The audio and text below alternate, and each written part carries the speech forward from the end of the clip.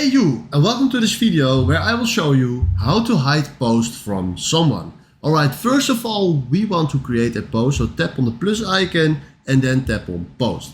From here I tap, hi, how is everyone doing today? Alright, this is our post. We want to hide this post from someone, so from here tap on this friends icon just right there, and there you can select the option that you want. But I want to hide it from someone, so tap on friends accept and then search here for the person that you want to hide it from.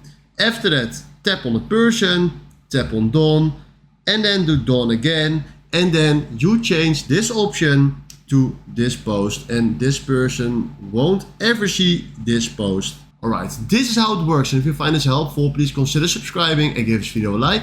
And then for now, thanks for watching.